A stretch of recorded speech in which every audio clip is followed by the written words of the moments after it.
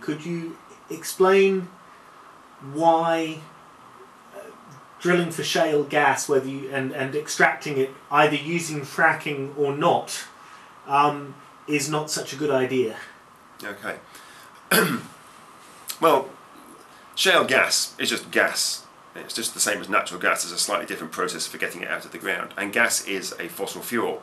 And gas is as an energy source, it is a high carbon energy source. 75% of the mass of natural gas is carbon.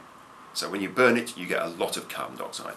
So don't let anyone hoodwink us into suggesting that gas is a low carbon fuel. It's not. It's a high carbon fuel.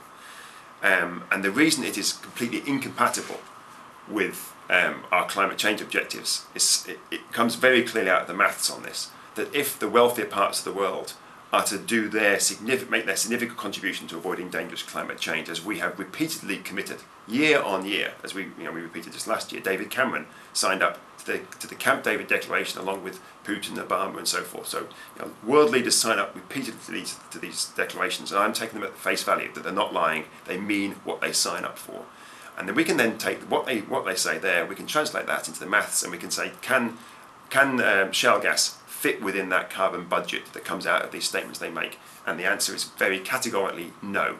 And part of that reason is because we won't get the shale gas out of the ground in any significant quantities till the mid-2020s. And Quadrilla say that themselves. Francis Egan, the CEO of Quadrilla, said that at one of the hearings that I was at with him. And indeed, I was at another event recently, a Chatham House event. I can't say who it was because it was a Chatham House event, but the Chinese representative at that event said that they didn't expect to get significant quantities of shale gas out of China till 2030 to 2035.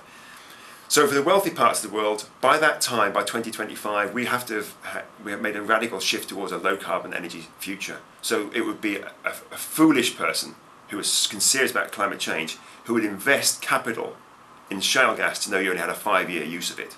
It would be a stranded asset because you no longer could burn it, even with carbon capture and storage.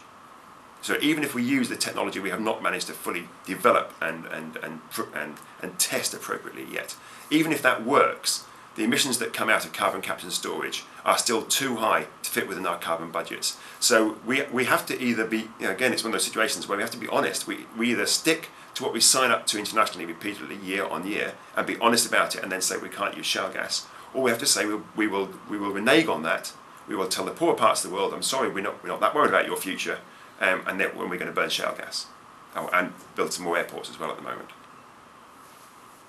So this is perhaps a question you'll decline to answer, and I would completely understand. Do you have any opinion on yesterday morning's action where the site where they're drilling for shale gas or drilling exploratory wells on Barton Moss was blocked by a wind turbine blade? Perhaps you're not familiar with it. I only just caught a little bit of the news yesterday. I know that at Barton Moss there's been other people campaigning there. And in fact, I was asked the question whether I agreed with this sort of civil disobedience, and I think that that's a question you can ask either someone as an academic or as a citizen. But my actually response almost to both of those is that there isn't a non-civil disobedience route here.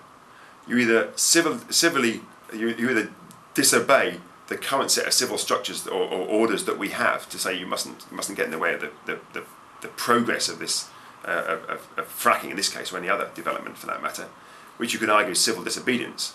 But I would also suggest that what we're doing internationally, given what we've signed up to, is also civil disobedience. It may not be legally, or it may not be illegal in the same form, but we sign up to it every single year. As a democracy, we send our leaders off to these events. We sign up to these things that have very clear statements written into them, and then we come back and do something completely different. So we're obstructing the thing that we say we are trying to achieve. That's civil disobedience. So I'm reluctant at the moment to point a finger at the people who the press pick up as those that are being inappropriate and stopping this progress, that they are any more being civil disobedient than the rest of us, or are happy to go along and tell the poorer parts of the world, don't worry, we'll do our part about climate change, and then come back to the UK and then make no changes to our lives at all. In fact, to go even worse, to try and develop more and more fossil fuels. So at the moment, we're all being civilly disobedient.